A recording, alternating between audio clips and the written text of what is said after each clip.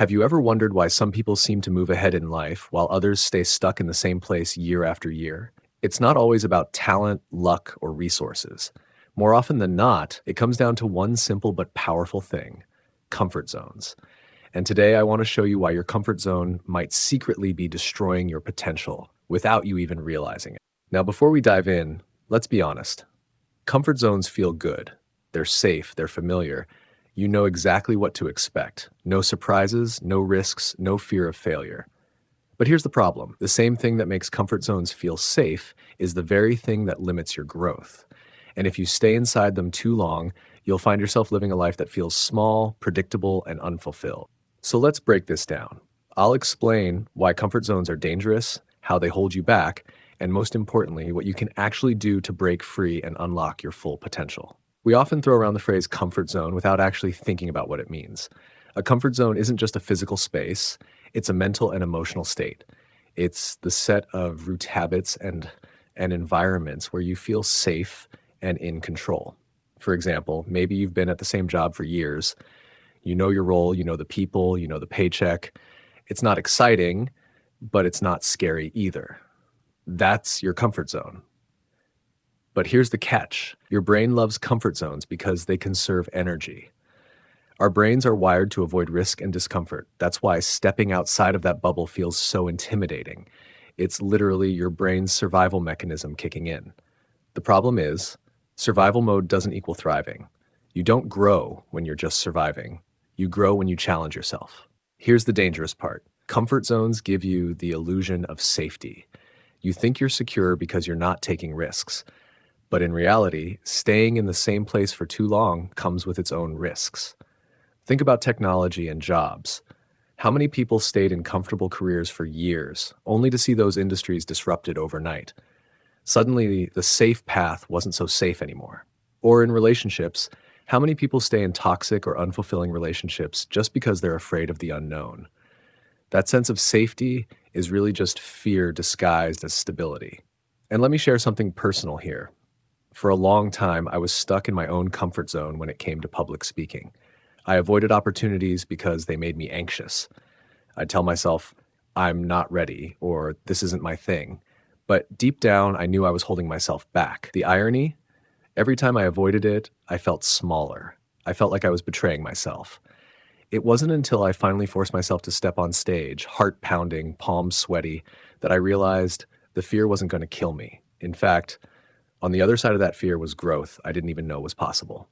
Here's the truth. Potential lives outside of comfort zones. If you're not uncomfortable, you're not growing. Think about the gym. If you lift the same weights over and over, your muscles stop growing. It's the same in life. If you keep doing what's easy, your skills, your mindset, your opportunities, they all stay stagnant. Every meaningful achievement requires discomfort.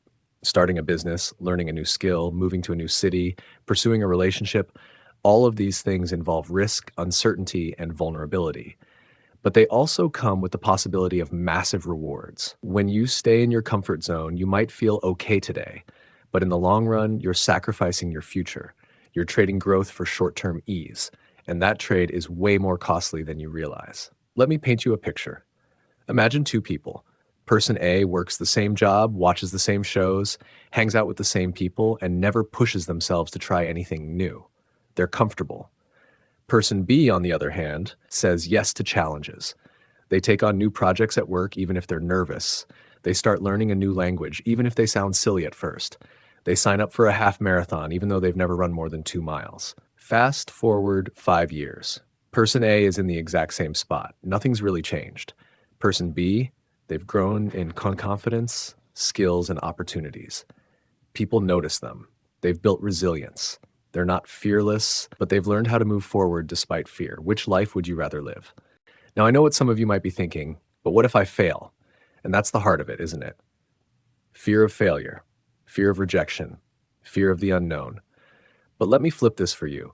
What if failure isn't the worst case scenario? What if the worst case is staying the same? Here's a quote I love. A ship is safe in harbor, but that's not what ships are built for. Your comfort zone is the harbor. It's calm and predictable, but you were built for the ocean.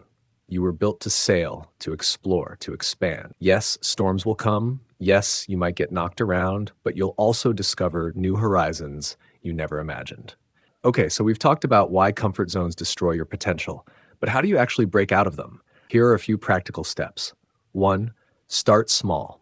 You don't have to jump out of a plane tomorrow. Growth happens in small steps. Maybe it's speaking up in a meeting, trying a new hobby, or striking up a conversation with a stranger.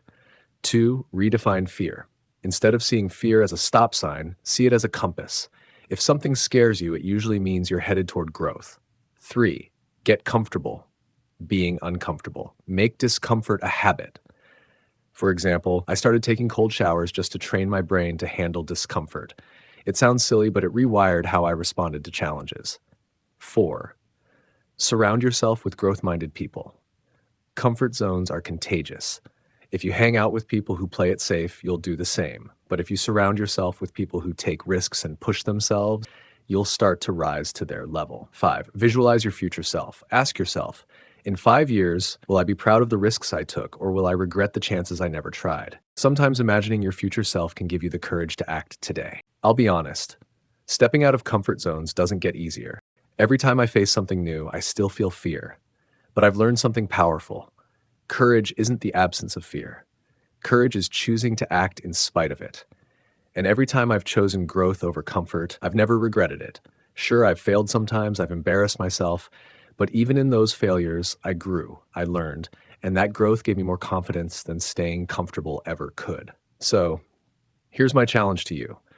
What's one thing you've been avoiding because it scares you? Maybe it's applying for that job, starting that business, having that conversation, or putting yourself out there in some way. Whatever it is, do it.